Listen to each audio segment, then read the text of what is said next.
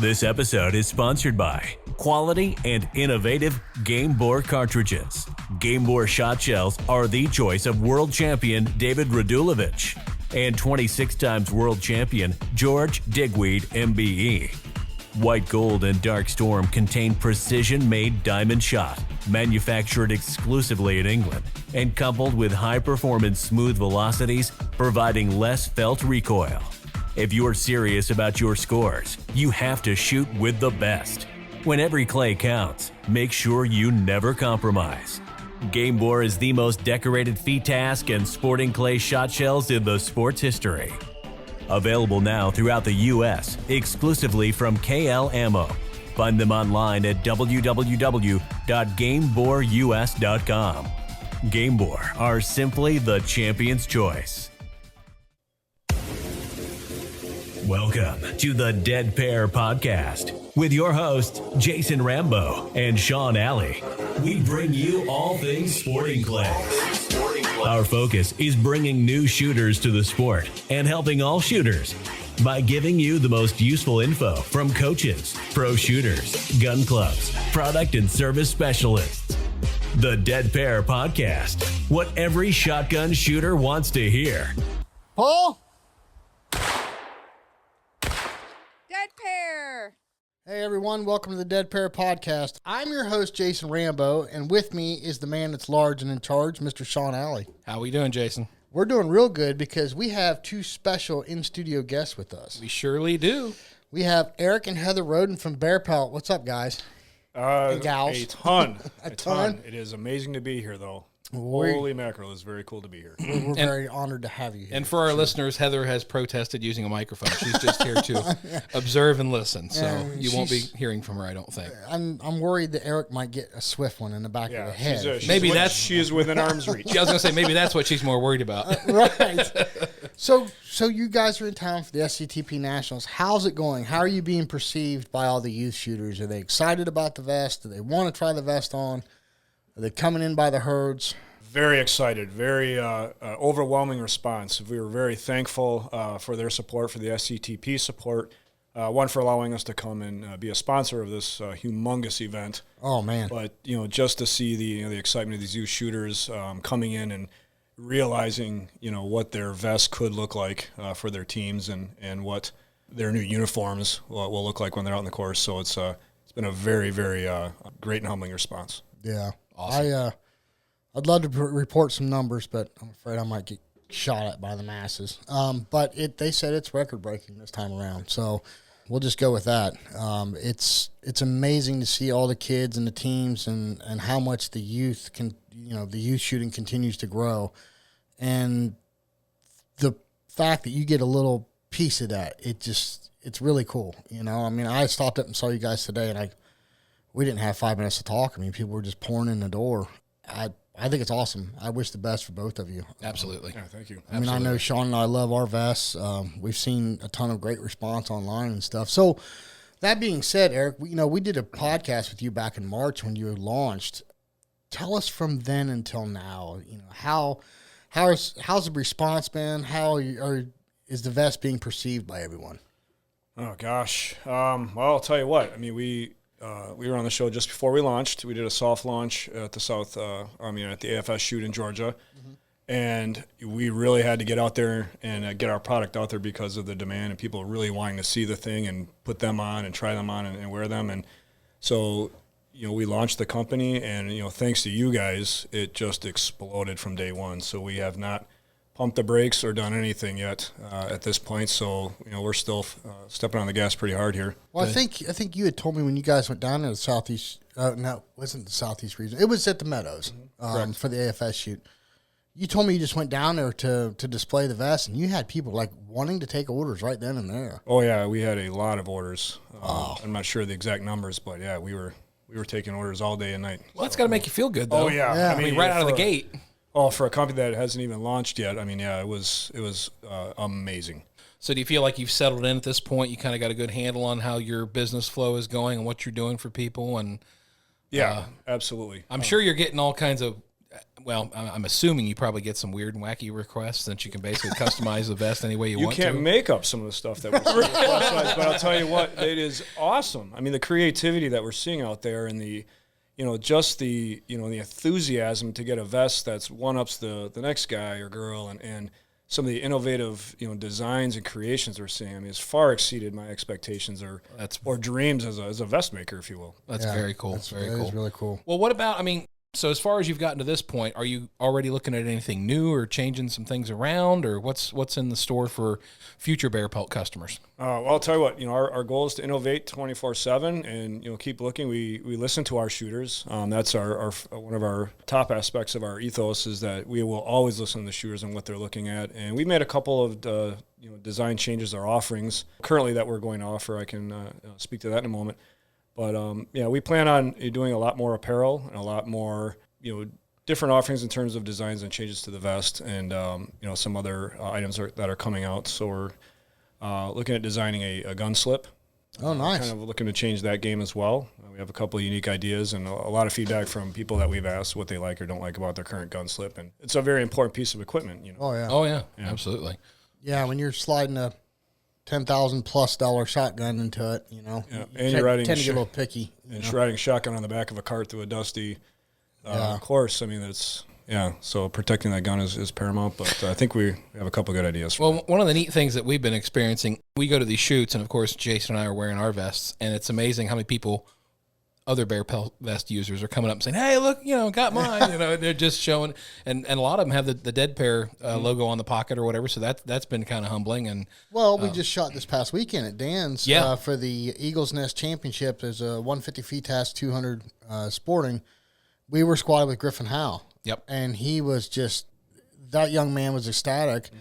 Which, by the way, I'm envious. Have you ever been envious of a child? Okay, I wish I could shoot like this kid does. Yeah, goodness, he is definitely a talent. But that's a shout out to you, Griffin. I know you're listening. But it was really cool. His mom wanted to get a picture with us because we all had Barepelt vests on and stuff. And he was going on and on about the things he liked about it, and that's what's cool. I mean, certainly for you and Heather, it has to be a little touching to you guys to know that you made a product that people are so excited about. Oh, it's amazing. Just the familial aspect of the company already and what we're seeing and the closeness of fellow Barepelt shooters and, all wanting to meet up at shoots and get, squad photos together. Yeah. I mean, that's what this company is all about. I mean, we're about the shooter just like you guys are about getting information out to the shooter. And, obviously for us to put the Dead Pair podcast on a pocket and have people want to meet up with other Dead Pair listeners is it's a testament to what you guys are doing, what we're doing as a young startup American company. I mean, I think it's a Cinderella story for both of us. I'm proud to be a part of both. No, that's great, man. I mean, and that's fantastic. And I will say this, as a summertime shooter, usually I my old vest, the canvas leather type thing, I usually stopped wearing it about this time of the year, and I usually switched to a shell bag just to stay cooler. Didn't have any problems with the Barepelt. I used the practice vest, the one that has the more holes in it area. I mean, very cool, very, very breathable, very comfortable, and was very happy shooting with it all day long. Yeah. Never felt like it was too hot, too heavy, too whatever. It was very comfortable to shoot with it all day long. And honestly, that's the first vest I've ever shot in that I've felt that way. I appreciate that very much. Kudos to you guys. Yeah, I mean, as much as, how great they look out there on the course, the performance was really the impetus of the design of the vest and the function and the fact that it moves with you. Yeah. It form fits around your body without squeezing you. And it's just a very well-performing product for the shooting market. We had people coming in today that said, normally I'm sweating on my shoulders, my middle of my back, and with your vest, I might be hot because it's 100 degrees out, but I don't have the back sweat I used to have, and it's actually helping me shoot. Yep. Because it's not my shirt's not sticking to me, and my vest isn't bunching up or anything like that. So absolutely. I mean, for us to say mission accomplished on a lot of those aspects is, that's a Cinderella story in and of itself. So we're very happy with the performance. Well, I want to ask one more question before we get on. Halen Hanks is going to join us here this evening, and we've got a ton of questions for you guys when we get done with Halen. One question I did want to touch on, and I want to touch on this because you brought it up, the leather. Mm-hmm. We've talked to a few people, and unfortunately, they're old school. Mm-hmm. They want that patch of leather on their shoulder. Is this something you guys have looked into, or possibly a material that's comparable but it isn't as sweaty? Is this something you guys have looked at or thought about, or is maybe something coming? Or Oh yeah, and, in fact, those are the people I would love to come into our booth or our store and try on a vest and take our vest out and do some mounts, shoot a few rounds with it to see why we have the quilted recoil pad area versus a leather, Right. or pleather, or vinyl, or neoprene. I mean, we've R&D'd all of the above, and we did some initial with our prototype, some initial conventional design and features of the typical vest. And one of the problems that I've always had, I'll speak for myself on leather, is if you have a bad mount, you end up dropping your head on your stock versus just kind of moving that stock up just that quarter of an inch to get your cheek where you want it. With our recoil pad, it's just essentially the quilted performance fabric itself that's firmly secures that butt pad to your shoulder. Right. And if your mount is bad, it still has a little bit of give where it'll get that stock up there, and it'll stick where you leave it. It will stick. yeah, So we left it as is. We used a heavy thread to do that quilting, and we realized it was just the best. I think it's one of the best features of the vest. Sean and I had some people coming up to us. But I had by the way, this is hilarious. A good friend of ours made a comment. We were there shooting Dan's, and he said, going to Eagle's Nest and shooting Dan Bailey's targets without shooting FETASC. You wanted to, I can't remember the exact words. It's like going to a seafood restaurant and ordering a cheeseburger. Right? But we had some of the FETASC shooters, and let's just say they placed, okay? They're up there, and they were shooting Barepelt vests. And very proud of the fact that they were shooting a Barepelt vest in FETASC. FETASC is the most critical. Let's face it, right? Your low gun. You've got to bring that gun into your shoulder from a low gun mount, and they did it effortlessly, flawlessly, never had any problems, and that was one of the things they told us about the vest. And Sean and I were like, wow, this is really cool. I'm hoping Eric's hearing some of this, but I'm sure you are. We actually received one of the best pieces of feedback from that shoot in our vest. We had a very prolific lady shooter. Recently received 2 of our vests, wore the vest at the Eagle's Nest during FETASC.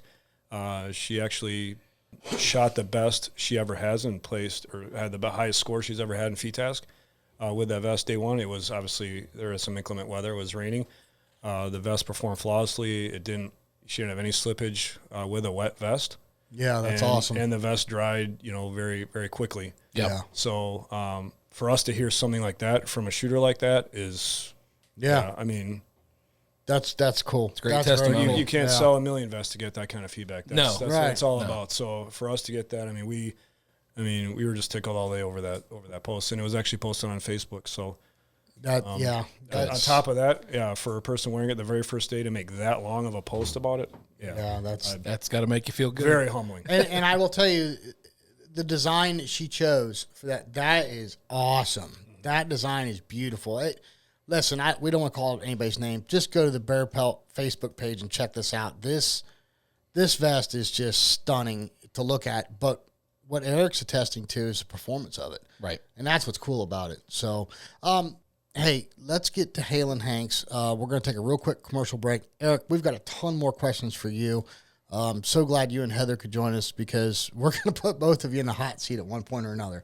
So it'll be a fun evening, and trust me.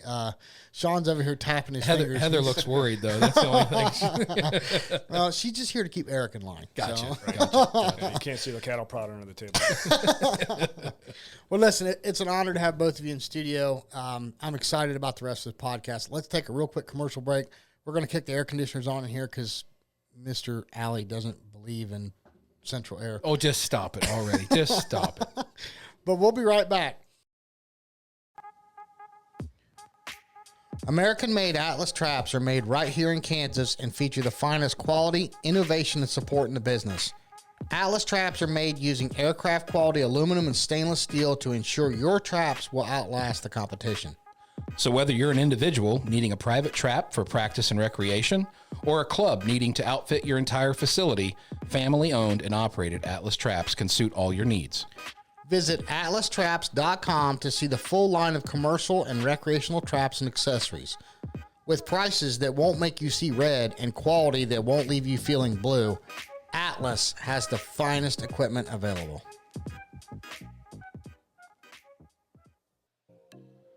RE Ranger, you can't hit what you can't see. With 14 clay sight lenses manufactured by Carl Zeiss Vision, Ranger lenses add target clarity and contrast no matter the lighting condition. Visit reranger.com for all your shooting eyewear needs. Free shipping and returns in the U.S. on orders of $90 or more. And if you use the code DEADPAIR at checkout, you will save 10% off your order. See it further, see it faster, see it with precision with RE Ranger.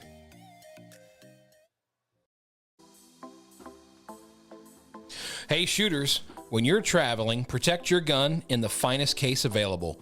Negrini is a sponsor of the Dead Pair podcast, and right now, use the promo code DEADPAIR, that's DEADPAIR all one word, for a 10% discount off your order. Plus, if your order totals more than $300, they're going to throw in free shipping. Remember, Negrini, we case your memories. Okay, on the phone joining us now is Halen Hanks. Halen, how are you doing this evening?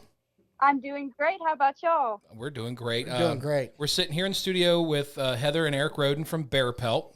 You want to say hi, Erich? Hi, Haylyn. How are you? Hi, y'all. All right, Halen. For those that don't know you, tell us a little bit about who you are and where you're from. Okay. Well, my name is Haylyn Hanks. I'm 18 years old, and I am from Huntsville, Texas. You're not too far from Lake Conroe then. No, sir, that is literally 45 minutes away. That's where my dad grew up, so I am very much around that area. Yeah, I spent 5 years down in Texas, and that was kind of like my backyard. Halen, what got you into sporting clays? What made Halen Hanks want to go shoot sporting clays? All right. Well, I really started shooting when I was 8 years old and through my local 4-H team, and I really did every female sport that I possibly could, meaning from softball to volleyball to gymnastics, even a little bit of horseback riding, and nothing really stuck with me. So one day my dad and I were just flipping through the 4-H pamphlet that came in the mail, and I was looking for an idea or a project at the time, and we were just thinking maybe, hey, well, we live in the middle of absolute nowhere in the country. Let's do an animal. Let's let her raise a steer or some chicken or a rabbit or whatever. And like, that's what my mom did. My mom grew up in forest. The idea was, let's not have our 70-pound 8-year-old just being drug around an arena by a 2,000-pound animal. Okay. So we looked for an alternative reason. And so at the very bottom of this list of like opportunities and things you could do in 4-H was shotgun sports. And I was like, what the heck is shotgun sports? And so we collectively decided that, hey, just out of curiosity, let's see what this thing is. So we went to the local gun range, and I had a 20-gauge Weatherby automatic and a Dove Hunter's camo vest with my hair pulled back and one of those glasses on. And I said, let's do this. Let's break some stuff. And after one round of skeet, I hit a single one target, and I was absolutely hooked. So, I mean, I grew up hunting and fishing and doing all that kind of stuff. So I've handled guns and firearms before, but nothing like I do now. So it's been a wild ride. Who's been your coach or your mentor as you came up? Because you came up pretty quick. I mean, you started shooting some big numbers really fast. So like I said, I started shooting when I was 8. And my original coach was actually Dan Carlisle. And he met me when I was 10 years old. And he took to me and he said, let's do this. You want to be big in this sport? And I said, yes, sir. He goes, let's do it. And so at the time, Dan was coaching the U.S. Army team in Georgia, and he was literally flung across the country. So he introduced me to his best friend, Steve Liberta, and he's been coaching me for the past 6 years. I started with him when I was 12. And when I really don't have time to go see my coach, and that's around the Houston area, I've been blessed to have 8 Lincoln machines here in my backyard, and it's either my dad or my little sister Harper, who is 14, and they love to critique me, so they'll be back there coaching me too. So I'm fortunate in that regard. Now, Halen, the last time I think we were listening to you on a podcast, you'd mentioned something about starting to do some coaching yourself. Is that true? Yeah. Yes, that's absolutely correct. Okay, how's that going for you? Oh, it's awesome. I created Double H shotgun instruction about 2 years ago now, and it's really branched out in ways that I had no idea were even possible. I mean, I'm in the process of building this clientele of people who truly want to learn and grow within the sport. And I mostly work around the Houston area, but I've really been kind of pulled in different directions, and I've really been helpful and very fortunate on my end. And I'm really willing to go wherever the road takes me. And at this moment, I'm one of the coaches for one of the select shooting teams in the Houston area. And I mean, I've never thought in a million years I would be doing this. I thought I would be, I mean, I'm in college now. I mean, I have to pay for some of this stuff on my own. Right. But I'm figuring out different ways to really spread my knowledge. And I made a promise to myself whenever I started coaching that I was going to share my knowledge and experience in this sport to people who want to listen. And my coaches took a chance on me when I was this little 10, 12-year-old girl who really knew nothing about shotguns and the career they could hold. And here I am trying to give that chance to other kids. So it's been really, really cool. Well, I spent all day out at the SCTP Nationals today, and I know that you turned some really big numbers when you were in SCTP. And then you found the ranks of Masterclass pretty quickly. Sean and Erich, that are sitting here in studio, have somewhat recently joined the ranks of Masterclass. So for you, what was the hardest thing when you hit Masters that you had to overcome? Or what was the hardest part about being in that class? Well, first of all, congratulations. It's a very big accomplishment. Thanks. But when I hit Masterclass, I was 13 years old. So my experience might be a hair different than y'all's. So I was literally the youngest person to ever make Masterclass at the time. So it was very, very, very humbling to see your name at the bottom half of the rap sheet. Well, okay, now, wait a minute, Halen. I got to interrupt you here for a second. I'm sorry. Yeah, you're good. Okay, both these guys are in their 40s. I'm in my 40s, and I haven't made it yet. So right now, we are a little envious. Jealous is the word. Jealous. Take up golf. Yeah, take up golf. So, but no, wow, 13. I didn't realize you were that young when you hit Masters class. That's incredible. Oh, well, thank you very much. It was definitely a wild ride. I did not think that I was going to make that, and I mean, especially at 13. And so I always saw my dad and I shot forever together. And so when I hit Master class, he was still in A, B class, and he goes, yeah, I don't want to be outshot by my little daughter anymore. I think I'm just going to quit. And I think a lot of people in Master class when I joined kind of had that mentality too. So it's an accomplishment, definitely. So be very proud about it. But my advice back to the question is know that it's an accomplishment. Grateful to use this accomplishment to push you forward, because you're going to have to fight for your position instead of being an A and double A and going into Masters and you're the top 10% of the shooters. And then now you go and you have to scroll a few times to get down to your name. That's exactly what happened to me. And it was quite humbling and it was very hard to get over. I can imagine. Yeah, it's a whole other animal. That's for sure. Absolutely. Erich, you got a question for her?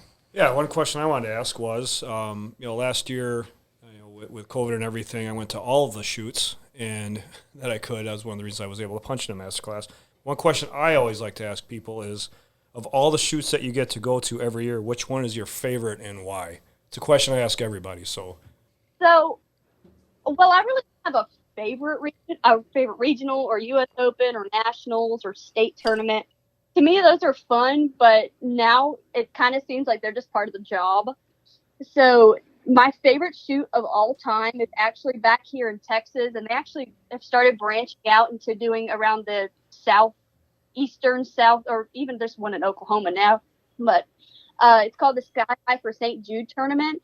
And this tournament is for the children who are battling cancer, and the benefits of the tournament go towards closing the gap between the unknown and the known for searching for a cure. And there's so much food, and like they have like a cook-off, and there's like 10 like groups, and they all are cooking and it's all the benefits and stuff go back to the kids. And there's so much laughter and love and everything around you. It's uplifting when there's not any of that pressure of competing like we do once a month, every month until October. So that's probably one of my favorite shoots I've ever competed in. Okay. Along those same lines, here's another question for you. Thinking back of all the shoots, and I know this may be a hard thing to answer for you, what's the most fun experience or most fun shoot that you've ever been to? It doesn't even have to be like a win or anything like that. Just like some experience or some, I don't know, after shoot gathering or funny story. I mean, anything you want to throw out there, just something that really sticks out in your mind as something that you really enjoyed. Okay. Can I say two? Sure. So the first regional I ever had, and actually my first ever regional win, was in 2015. And so the South Central Regional was held in Decatur, Texas. And I was shooting the main event with this 85-year-old man, and his name was Mr. Neal. I will never forget it. And he could not see at all, like legitimately had like Coke bottle glasses, couldn't see about 30 feet past his nose. It was awesome. And you could seriously tell that he was out there for the love of the game. And bless his heart, couldn't hit a bird to save his life. And when he wouldn't hit a bird, he had two guns with him, a $20,000 Blaser and a K80 sitting in the gun rack of this first generation Kawasaki mule that you could hear from all the way to the clubhouse. And we're sitting there, just me, him, and my dad in the squad. And when he would finish shooting, he would get into his cart, drive it all the way until the next station, and park right behind the cage. So the other shooters in the cage would have to literally either walk around the cart to get to their thing or hop over the edge. Like, oh my gosh, not care at all. It was so satisfying to see now. I'm thinking about it and going, I wish we had that mentality now, but I know if somebody did that to me, I'd just kind of turn around and laugh. And by the end of the tournament, it's the last station, the last cage. And it was these two trap shots. And he ran the cage. And there's a little blonde trapper sitting next to him. And he looks at her and goes, "Sweetheart, thank you for pulling them birds where I was shooting." That was the most fun tournament I think I've had in a very long, like at the time, it was the most fun tournament I've ever had. And so just because of the sheer fact, I learned that the joy of the game is not superficial, meaning it's not about the score. It's not about the trophy. It's not about the title. It's about having something fun. And over the years, you can look back and say, I had fun at this, and you can enjoy what you do from 8 years old and until you're 85 years old. So that's a really cool story. But the other one is when PSCA was a thing, it was so much fun for me because I won the PSCA Junior Ladies Tour. And then the year the PSCA got shut down, I earned my pro card, which I was the youngest person to ever earn the pro card. And Scott Robertson still hasn't sent me my pro card. Y'all ever get that? Give him a call. You're being called out, Scott. Yeah. Oh, I love it. That opportunity opened so many doors for me. It actually gave me like one of those opportunities to just truly feel like I belong in the sport. Because at the time, 6 years ago when the last one was, whatever it was, I was 12 years old shooting it, and I won the pro card when I was 14. And I look back and I go, I was a snot-nosed running kid running around with all, like Desiree Edmonds, Zach Kindbaum, like David Radulovich, these people who are like twice my age and can hit birds off the arm at 60 yards. And here I am not knowing what I'm doing, just having a fun time just under the lights. And it's wild to think back now going, you did that then, but now here you are now just looking back at the past like it's been 20 years when only it was 5 years ago. So that's probably another really enjoyable tournament I've ever had. Or tournaments, for that matter. That's really cool. Halen, I want to dive into techniques for a second. What is your go-to method for sporting clays, or do you use all three methods? Really, technique to me isn't just really an easy answer. I've always been a firm believer in utilizing techniques that are best for the target or targets presented. So really, I use all three methods if I need to. Like I said before, I grew up under the Carlisle method. So I first learned pull away, but over the years, I was taught how to adapt to whatever bird I need to in order to break it. I love a pull away because it's so smooth. I always feel like it's the ballet of techniques. And so it's just soft and smooth and it looks pretty. So that's typically what I tend to go towards. Okay, so with that being said, the triangle method is something that Dan's a big proponent of. Is that something that you still incorporate into your shooting and your teaching? Yes, absolutely. It's pretty much the pinnacle of everything I've learned how to shoot, because you can just turn the triangle and it's a different presentation. It's very, very helpful. And especially when you're teaching these young kids who are still trying to figure out, like, what the heck does lead mean? You can show them this on a diagram and say, hey, this is what it looks like out there. I know you're looking at the target, but this is actually what the gun's doing. You're not even knowing it. And they go, what? Really? And it's very, very cool and it's very useful. And let's say I'm having one of those tournaments where I'm just in my head. I just go, let's go back to the basics. And so I'll just think of the triangle. So it's really, really helpful even to me and to other people down the road. Gotcha. Well, I got a question that I ask a lot of shooters on this podcast. You probably heard me ask it before, but can you think back to something that you've done or changed in your shooting style or shooting game overall that made a big difference for you? Well, it's a loaded question in a way, because my eyes have been one of the biggest struggles for me. Really? Oh, absolutely. Wait till you get to be 48 years old. Oh my God. Yeah. So it kind of goes back in time, and not in time, but a couple years ago, I started shooting in these glasses and I didn't know it, but they were messing up my vision. They were distorted.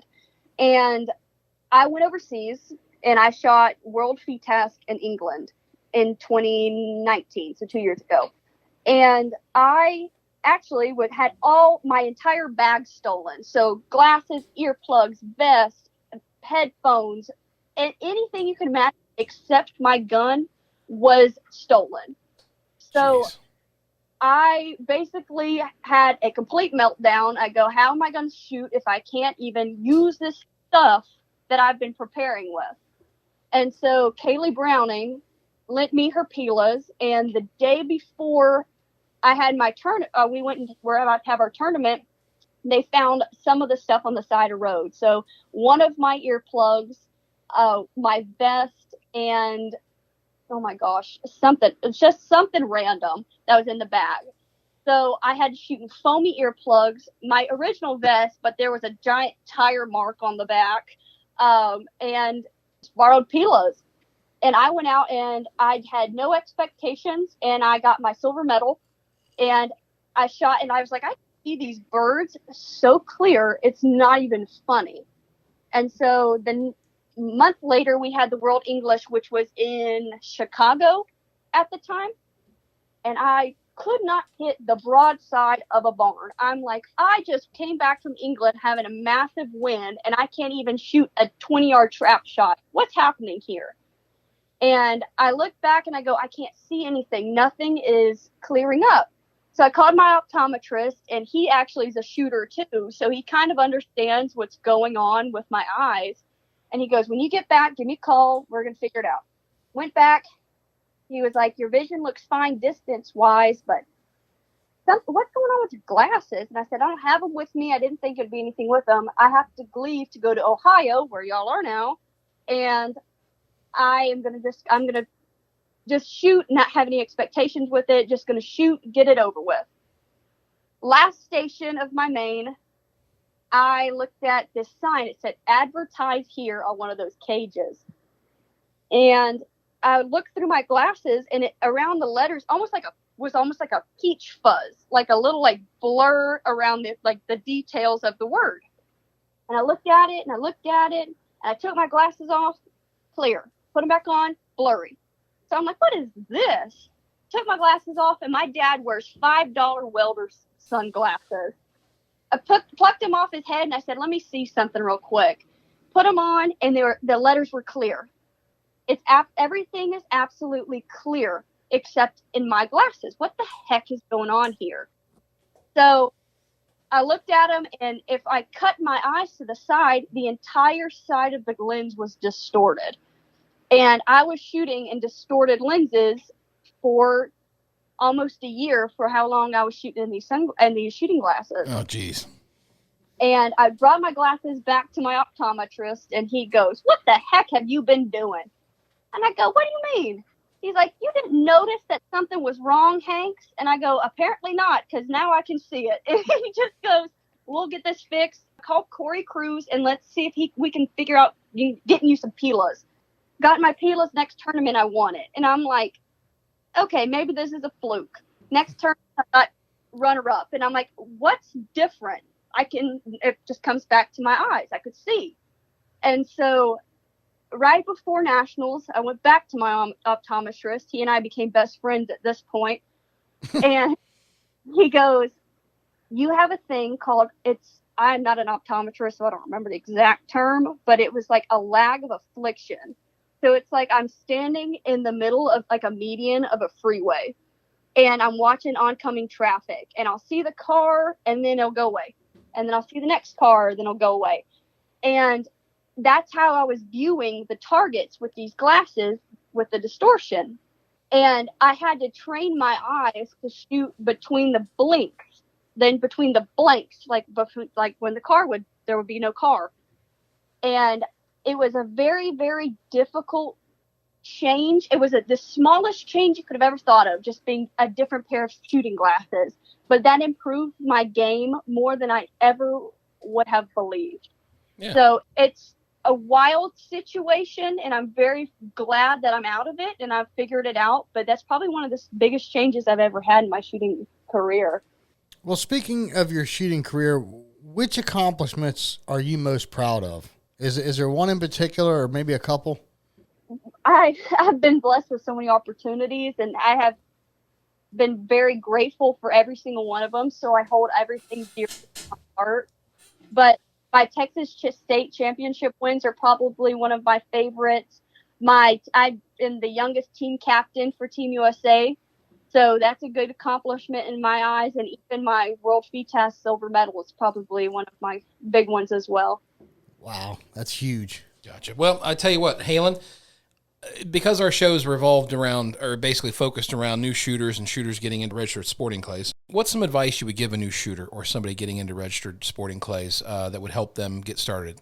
Really, the best advice I can give to any new shooter, just to have fun. All this sport really is a super expensive hobby. So the wins will come over time, and trust me, the hard work does not go unnoticed. So put in the effort, put in the work, because rewards will come down the line. Gotcha. That's very well said. That's well said. Yeah. Take a minute and stop and smell the roses. Yeah. Well, Sean, you go ahead and ask. Okay. I get to do this? You get to do this one. All right, Halen, if you've listened to our podcast before, when we wrap it up with a shooter, we always ask what we call the rapid fire questions. Have you heard that before? Yes, I have. All right. Are you ready? I'm ready. Okay, here we go. Gun. Blaser Blackleaf. Barrel length? 32-inch. Ported or non-ported? Non-ported. And do you use factory or custom chokes? Custom chokes? Yeah. You just screwed that all up. Now, is it factory or custom stock? No, yeah. You have to forgive my co-host. He's hearing a lot of this for the first time himself. No, factory chokes or aftermarket chokes. That's what I meant to say. Yeah, okay, but you didn't finish that's stock's the next thing on the list. I can go to the stock next. You said I can ask the questions any way I want. It's like we're like an old married couple in here. So let's stick with chokes. So do you shoot Blaser chokes or do you shoot something aftermarket? I shoot Rhino screw-in chokes. Okay, and what are your go-to constrictions? Mods, double mods. All right, now we'll ask you about your stock. How about your stock? Is it custom or is it factory? I have a custom stock from Shirley Brothers. Gotcha. Okay. Next up, how about your shells? What do you like to shoot, and what's your recipe? I shoot Fiocchi little rhinos, 7.5, 1250s. Gotcha. 1 ounce or ounce and an eighth? That's a little What? rhinos, dude. Oh, the little rhinos. Yeah, they are 1 ounce and an eighth. Sorry, my bad. All right. How about vest or shell bag? I shoot a vest. Okay. What kind? I shoot a Castellani. Okay. And then what about your glasses? Gila's. Ear protection. I shoot custom molds from Soundguard. Okay. Gotcha. Well, that's it, Jason. Did we do okay there? Apparently, you're going to just pick it apart, or You know what? She did fantastic. It's you. It's me? Yes. Okay. It's the interviewer, not the interviewee. we've discovered the problem. Now we just got to fix it, don't we? Y'all are awesome. Don't even. Hey, you know what, Halen? He's just jealous because you made Masterclass about 38 years before he did. So Well, I am to that too, but that's beside the point where we're at right now. we won't talk about me. I'm still 2 behind. So all right. But no, Halen. Seriously though, and all kidding aside, huge honor to have you on the show. Anytime you want to come back, if you got something big coming up you want to announce, get a hold of us. Love to have you back on for sure. Awesome. Well, thank y'all guys so much for having me. I really had a good time. I know I talked y'all's ear off, but No, we enjoyed it. Hey, speaking of which, Halen, do you have a website or phone number or email, any way somebody get a hold of you if they want to take lessons from you?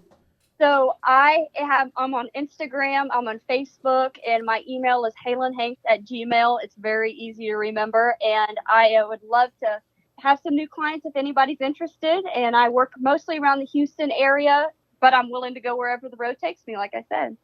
Cool. Perfect. Cool. Well, Halen, thank you so much for coming on. We wish you nothing but success in your future shooting. Awesome. Well, thank y'all very much. I'm really appreciative. Thanks, Halen. We'll talk to you soon. Yes, sir. Thank All right. you. See ya. Bye-bye. What do you think, Sean? Halen Hanks. Wow. You're jealous. I can feel it. Jealous is all get out. Yes, I can. But I can't be too jealous. She's very nice. Yeah, she's a sweet girl. She's accomplished a lot in a real short time, and yeah, I'm jealous too. What do you think, Eric? Oh, there's always golf for us old timers, right? Yeah. Golf with a shotgun. Right? Yeah. We've made comments like that. So, Eric, I want to get back to you and Heather. Amongst all the success that you guys have been, accomplished here lately with your vests, what's been the hardest thing? What's been the hardest thing to deal with throughout all this? That's a very good question. I mean, that could be a whole nother podcast in and of itself. I wouldn't say hard as much as a challenge to take it all in. For one, we're very humbled by the response, not just from our customers and our buyers and the people that our shooters, but the manufacturers, the pros, a lot of the people that have embraced us, kind of being renting the new apartment in the building, if you will, and welcoming us and realizing that hey, we have a decent product for the shooter, and everyone is checking it out. So we're like I said, very humbled by it, and the demand's been great, and it's exponentially more than we ever expected starting out, being a 2.5-month-old company. Yeah. It's great being maxed out in capacity, maxed out on our time, and not having all the time in the world to do everything we want to do and do for everybody. So it's a problem every new company wishes they had, and I'm glad to have it. So I wouldn't necessarily call it a challenge. I would just say it's an opportunity to keep going because of the response that we've had, and we're up to that challenge, and we're going to keep putting out the best vests that we can, and make our shooters happy. So, that being said, where do you see Barepelt 5 years from now? We asked a tough question. Yeah, here. no, I mean, if you would ask me that back in March when we talked, where we'd be in 2.5 months, it wouldn't have been anywhere near where we are now. So, like I said, we're going to be getting heavily into the apparel side of it. We're going to be doing all things apparel, and we're going to create kind of a better system that performs with the entire shooter from head to toe, and that's been very exciting, even talking about it and planning it, and looking into some of the options that we have out there to do that. 5 years, we hope to be alongside the other great vest companies out there and apparel companies, and there's room for all of us, I think, and they're all great companies, and we're happy to be a part of them at this point. And in 5 years, we hope to be kind of running alongside all these other great companies and being a big part of the sporting clay and clay shooting market. So, I want to talk to both you and Sean for a second. I'm hoping you guys will go back and forth on this question. Okay. Sean, you just made Masterclass a couple weeks back. Erich, it was probably, a couple months for a few you. months ago, yeah. And, I asked Haylyn earlier tonight, what was the biggest thing she had to deal with. First of all, congratulations to both of you. Thank you. Thanks. What's the journey been like for you now that you are there, and what was it like coming up, and what's your thoughts now that you're there? You guys are going up against David and Anthony and all the greats in the sport. I mean, how do you guys, what's persona like? You want to go first, Eric? Sure. You've been there longer. Well, you're used to being punch drunk, coming up through and going to all the regional shoots, and you're shooting against Clyde and Joe and Jim Bob and all the club goodies in these classes, and you go from competing against them to competing against the David Raduloviches and the Gavin Mileses and the Kevin DeMichaels and all these stalwarts and phenomenal pros in the business. So your perspective changes. Your expectations have to change. Obviously, you're not going to beat these guys. I've only been shooting for a couple of years, and these guys have been shooting since they were in the womb. I think they were practicing mounts in the womb. But I think for myself, it's at this point seeing how I could do against these top guys. Where am I at in my game? What can I take from my round versus how they did, and say, I'm maybe 20 birds behind them. Why am I 20 birds behind them? So that's kind of the game for me at this point. You want to stay in master class. You want to stay in the top 50 percentile and everything else. But for me, it's just the challenge of getting better. Based on how the top guys are doing, not how the top guys in my particular class are doing. So for me, it's up my game and lower my expectations on performance, but definitely up my game in terms of how I need to perform. And and I'll kind of leave. I'll throw Steve Lundeen's name into this. He's one of our favorite shooters out there. We shoot them regularly. And this is an adage that's been thrown around, numerous people. But once you hit master class, you have to learn how to shoot, right? Yeah. So, that's kind of where I'm at in this game. And it's getting more fun again versus being the puncher. And you'll always miss being punch drunk and, competing against your buddies and everything to move up. But now it's the real game, and that's what I'm looking forward to. What's your take on that, Sean? Well, a lot of what he said is exactly how I feel. I think for right now, I'm a little bit still, coming to terms with being a master class, to be honest with you. I mean, last weekend was my very first tournament, and as standard protocol goes, as soon as I punch to a new class, it seems like whatever I do, the very first tournament I go to, I don't do well. And I didn't do very well on the first day. So, I mean, I'm going to interrupt here because the first day, your first day of master class, you couldn't hit water if you fell out of a boat. Exactly. And I've done that almost every time I've punched up. I mean, D to C, C to B, B to A, B to double A. It seems like that very first tournament you go out, it's in your head, and you're thinking about that. You're like, well, I'm on a whole other class now. I got to, and again, you just got to fall back. But you did turn it around for Sunday. Yeah, I did turn around for Sunday, but I mean, I still feel like I stunk it up so bad on Saturday. It's like, oh, what am I doing here? But it's okay. I know. I know. It's just at this point, I just got to face facts, and I'm like, okay, I'm in master class, and like Erich said, the big names, when you go to the big shoots, it's not about competing with them. Okay, or against them even. It's trying to be the best you can be, and I guess finding joy or happiness in fine-tuning. Yeah. I mean, I know I'm a good shooter. I'm not a great shooter, but I'm a good shooter, and I just have to learn to be happy and try to progress as much as possible to be even more consistent and read targets better and, just do everything right. You can't get by in master class if you've got some, shortfalls. It's just, it's not going to work. Well, I mean, guys, I brought this up, and I mentioned this to Halen, too, and this is kind of a new question on the show because we're all about helping the new shooter get started, right? And when the new shooter comes in, and I know you guys were there, we've all been there, you look at those scores at the top, and you think, man, I did really good today. I shot a 65. And then you see the scores come in, and it's like, that guy just turned a 98. How did he do that? And so you automatically start to look up to those people, right? I mean, they're not just your peers. Now all of a sudden you idolize them. Well, now you guys are in that same class with them. And I'm asking because I want to be there. I'm jealous, right? And you will be. And You will be. Maybe. You will. But what I'm getting at is now that you guys are there, what's it feel like now? Now it's not, well, I'm not necessarily idolizing those guys. You might still look up to them. Well, I won't know until I go to a big tournament. Like when I go to the Nationals, that's going to be really the eye-opener for me. Right. Because then I'm going to really know. It's just like when I went to the Gator Cup earlier this year.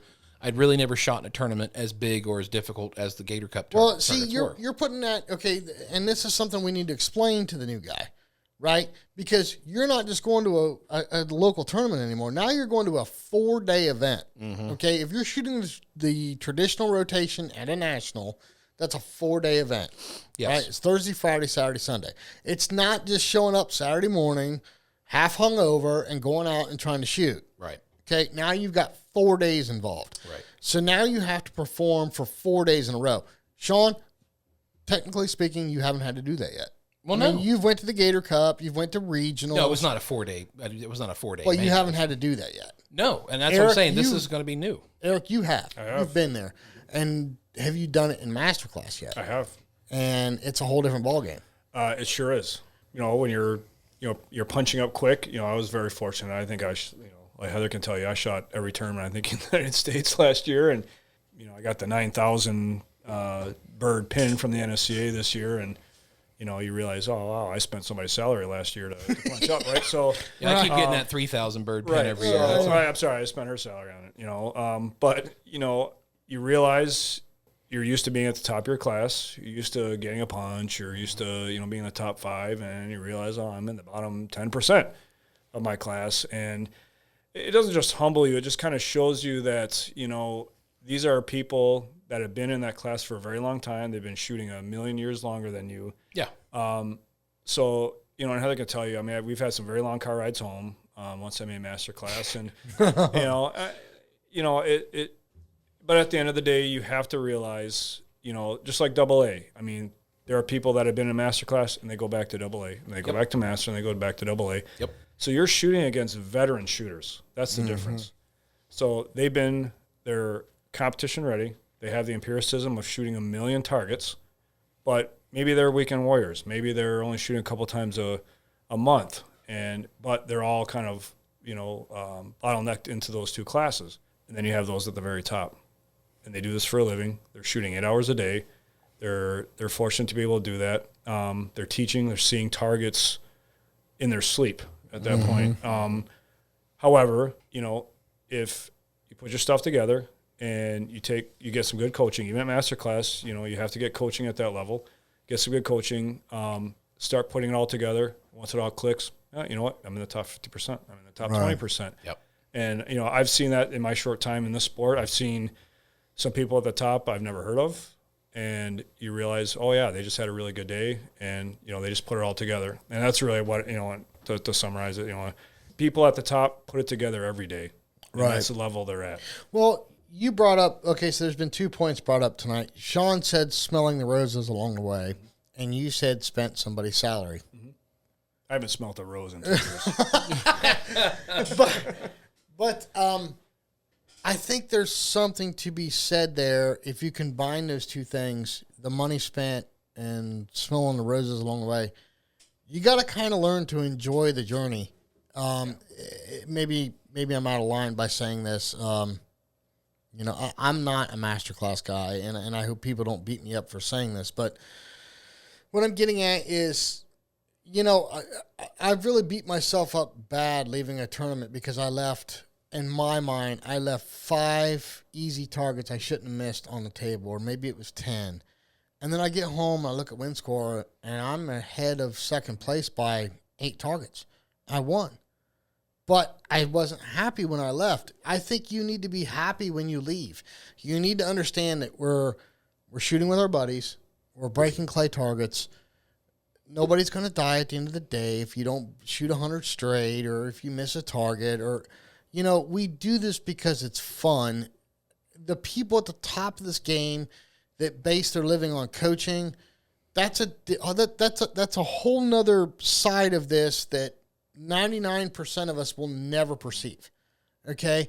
So Sean, to your point, smelling the roses along the way. Erich, to your point, spending someone's salary. You know, you're spending a lot of money to do the sport. Enjoy it. Spend the time with your friends. Let's take somebody new shooting. Let's enjoy the journey, right? Yeah. If you win, that's a bonus. If you get a punch, that's a bonus. Okay? Nobody's quitting their job over shooting sporting clays.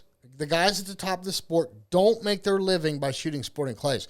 They make their living by coaching and product endorsements, selling guns. There's a million other ways they make money. So I think some of that gets lost in translation. Sean, you and JD, and I'm going to pick on you two. JD's a mutual friend of ours, Erich. I'm going to pick on you two for a minute. You guys chased punches in 2019 worse than, I mean, you guys acted like your lives depended on it. I mean, you signed up for every Kentucky Fried Open Wednesday night tournament. I mean, they did. They really did. And that's why Sean, and no discredit to Sean. Sean's a fantastic shooter. He's surpassed me. But that's why he progressed so much faster. We all started in the same class. It's the exact same way I got in a master class. And he chased so many punches. You know, another friend of ours, the other Erich, he loved shooting in sub-gauge. He punched in the Masters by shooting into sub-gauge, and look what that got him. Now he doesn't even compete half the time. So I think there's something lost there in enjoying the journey. I mean, would you guys not agree? I mean, I just think it really boils down to what you want to get out of it. Yes. I mean, for me, I'm a competitive person. I like something to chase. So that's why this sport appeals to me.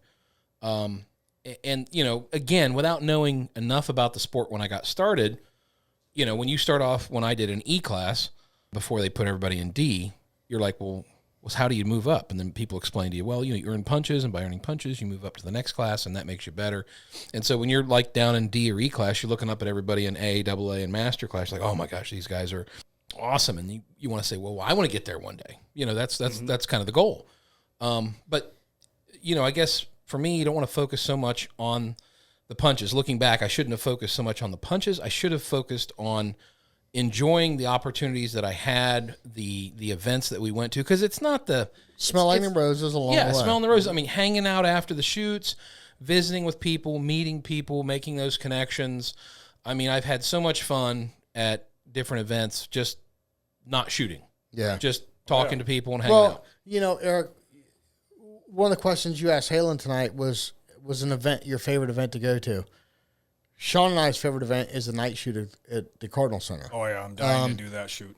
It's, to be honest with you, the targets are awesome. We shoot at night. It's totally different. That's fun. Man, in our group, it's somebody's turn every year to bring a different bourbon. Mm-hmm. And after the shoot and the guns are put away, we all have a drink together, and the stories that are told and the camaraderie. That's what I look forward to every year. I mean, I look so forward to that every year. Absolutely. And it's smelling the roses. So it had nothing to do with my performance. It had nothing to do with something I had won or whatever. It was, I'm going to hang out with my buddies after this shoot, and we're going to have a great time. And it all revolves around sporting clays. And I think some of that is lost along the way. I really do. I think, Sean, you and JD got hung up on chasing punches. Erich, you said you spent, an entire year chasing tournaments and punches. And I really want to stress to people to enjoy the journey. Absolutely. I think that's what. And I think you really got to look at it. Like I said, it depends on what you want to get out of the sport. I mean, if you want to punch up and get to master class one day, you will. I mean, just spend enough time, spend enough money, you'll get there because, you will. The other thing I will say is that, shooting tournaments, I think has helped me because I haven't really had a whole lot of coaching. I've had like 3 or 4 coaching lessons in my entire career. And I think I've learned more just by shooting tournament targets versus shooting club targets. There's a huge difference. Oh, my, yes. For those the guys that are out there that are thinking about getting into registered targets, I mean, when you go to your first registered event, the target's going to be drastically more difficult. And there's 10 squads waiting for you to get done with your exactly. So yeah, there's a little bit of anxiety there. So, you definitely learn and you build a catalog in your head of different targets. And you eventually learn how to attack that target or hit that target. And you can't do that without being in tournaments. Yeah. We had a real quick funny story. We had a battery die on a station. at Dan's this past weekend, and no fault to any of those guys. I mean, there's the storms, everything else. The solar panels didn't. But anyway, it backed us up for about 10 minutes, and we got 4 squads behind us with family members, and it's my turn to shoot. And I turned around, and I saw those 40 people standing behind me, and I got nervous. I felt like I was on the stage of the Grand Ole Opry. And I turned back around. It was, now it's working. And I went, there's nobody here but me. My job is to break these targets. Those people don't care if I break targets or not. But it was that anxiety, that instant, you know, oh my God, everybody's watching me, you know, but you got to let that go. I want to shift gears for just a second. Heather, I'm sorry. I know you don't want to talk on the microphone. Can I get you just for a second, please? Just for a second. All right. Eric's talked about the car ride home. What is your opinion? You're an outsider in the sense of the whole shooting, right? As far as you're not actually out there competing. So right. What you've had to deal with, you've had to put your thumb on Mr. Erich a few times. So you've seen him come up, you've seen him start from zero, and now he's at hero. So what's your take on all this? Well, my daughter, our daughter, she's 22. She's always said for the last few years, like, Mom, do you really like to go, or is Dad just dragging you? And I'm like, no, it's really fun. And she's like, how can it be fun? And every weekend we were traveling and going to these shoots. And she came to help out at the booth at the U.S. Open in Kansas for Barepelt. And on her way on a road trip to Colorado, her and her friend, they both just graduated from college, and she fell in love with the shooting community. That's awesome. So they didn't want to leave. Her girlfriend picked up a gun, shot for the first time in her life, hit 33% of what she went for, and she's shopping for a gun already. Wow. So, There it goes. That's awesome. Yep. So my take is I really enjoy going out. We have a regular squad back home that we shoot with. We get to shoot with a lot of friends when we're out traveling. And my take is, like yours, just have fun and enjoy it and smell the roses, because that's truly what it's all about. If you're going to spend this kind of money in this sport, you may as well enjoy it. Right. Yeah, I'll tell you, that's very well said. This poor woman, I've been a fireman almost 30 years, so I like to fancy myself a high-speed, alpha type competitive guy, which I am, and which has caused some horrific car rides home. But in the end, like Heather just said, one of the qualitative or intangible things that I've gained, if I were to smell any rose, would be, like you said, the community. We've gone to every major shoot, in the last couple of years, and the people that you run into, the people that you meet, you see the same, it's roughly the same 700-800 people at all the big shoots. And, just like the fire department, after a couple of years, all 800 of them, right? Mm-hmm. So you see those people, they look forward to seeing you, you look forward to seeing them, you're stopping your cart, every 5 feet to talk to somebody you haven't seen in a few months since the last shoot, and that you can't beat. I always like to, juxtapose the fire department and the sporting clays world, and, they're both very fraternal, and that's perhaps one of the greatest appeals that I have for this sport, is it kind of mirrors what I get at work. And, when I retire, I know I have another family I'm retiring into, and, it actually makes leaving that kind of job a little easier. So, if I get anything out of this sport, it's, I wish I would have discovered this 20 years earlier. It would have been, I guess we all say that, right? But, especially after listening to Halen, but, I'll tell you what, Heather and I have been very welcomed by this community. It made Barepelt a lot easier, when we launched, people knew who we were, and they gave us a fair shake. And, to get that from this community that's very parochial, right? They're very loyal to brands, like NASCAR, right? Yeah. Very loyal to their brands. And for us to get a seat at that table this quick, we're forever indebted to it. So for all the agonizing car rides home after, dropping one more bird than I should have, or sitting there on your couch after a tournament, just kind of, staring off into nothing, thinking about all 15 stations you just crap the bed on, if you will. Yep. it is all worth it in the end. So I guess, maybe there is a rose or two that I've smelled along the way. It's funny you say that because, we were at SCTP all day today, just like y'all were, and the amount of people that walked up and they just want to shake our hand and say thank you. They weren't there to buy a T-shirt or a hat, but they wanted to, man, I listen to you guys every week. I had a guy tell me today, he's like, I don't even listen to the radio anymore. All I do is listen to your shows over and over again, and that's so humbling. But even if it wasn't for this podcast, I mean, Sean and I have traveled around and shot enough that we see people at shoots regularly that I don't care what you need or anything they can do to help. They're always there. They want to help. They want to be a part of it. But it's weird because you enter this sport as a nobody, but you automatically earn a bunch of friendships. Yeah. So we've said it before. The people in this sport are some of the kindest and most genuine people you can meet. So absolutely. And I forgot. I should remember who told me this, but recently it was put to me. I've never met a stranger in this sport. Yeah. Yeah. That's very well said. And, that really stuck with me. And, I guess if anyone could take anything away from anything I say tonight, it should be that, we'll never meet a stranger in this sport. Yep. I actually think that was Tommy Browning who said that. Oh, okay. Might have been Tommy Browning, yeah. I could see that. Yeah. Yep. Wow. No, that's very well said. Well, Sean, I get to do rapid fire with Eric. You already did one with Halen. Okay. So. Do I get to criticize you in what order you ask the questions? If you can find criticism, anything I say, you go right ahead. Okay, we'll do. You can join the. Never mind. And I promise to be rapid this time. You don't have to be rapid. All right, Eric. So here we go. Gun. Kolar. Did you just hear what that man said? You're taking too much time. It's supposed to be rapid fire. My baby is American made. See, did you hear that? Yeah, we heard that. Okay. All right. Okay, Kolar, what model? The Max Clay's flat rid, 32-inch barrel. Nice. I know for a fact that gun is not ported. Are you custom? It is ported. It is ported. Yep. Who did Rhino that? porting. Okay. Wow. Awesome. Might want to get your facts straight. Here we go. And Rhino is at the SCTP if you'd like to get your Kolar ported. Nice. Very nice. Don't you start. I see you smirking over there, Sean. Okay, anyway. Custom or factory stock? I have a custom Greenwood pattern stock. Very nice.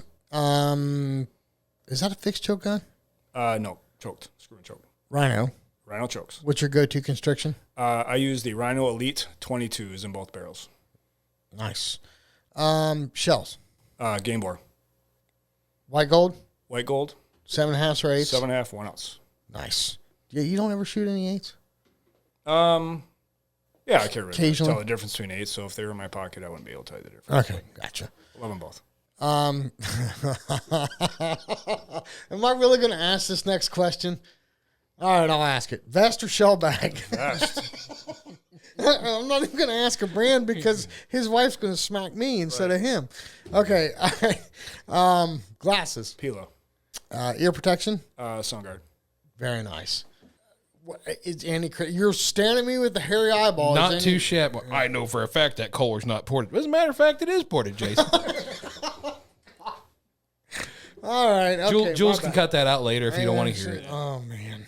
She'll probably leave it in just to spite me. So yeah, you do that. It Jules. depends on whether or not I made dinner that night, whether or not she's going to leave that in or not. So anyway, man, this has been awesome. Thank you. This was amazing. Yeah, it was great to have you guys in studio. Finally, Thank put a you so name to a much. face and meet you guys firsthand, so close to home. I mean, it was just awesome. Absolutely awesome. It was a lot of fun tonight. So the ultimate question is, are you going to film me beating? I mean, Sean and I shooting the make or break ASCTP. It'll Can be we a make that bloodbath. happen? I don't think that'll be suitable for posting after that bloodbath. I know, Right. but we got to give Sean some credit. I mean, Yeah. you know. We got to keep it PG-13. Yeah, it'll be, What was that David Radulovich said? He says, pressure is not winning the world championship. It's betting your buddy $50 and only having $5 in your pocket. yeah. Oh, you know, I could see it happening. Yeah, no doubt. So- We'll be assembling the octagon around that make or break. Yeah, now let's do it. I think it'd be fun. That'd be fun. I'm up. You know me. We're going to do it live on Facebook Okay. or Instagram or one of the Insta-face. A whole something. round of Yeah, make or break whatever. live? Dude, if I'm going to embarrass you, I'm going to do it publicly. Okay. All right. Well, And if I lose, it'll never get posted. I'll find a way That's to edit probably true. That's probably true.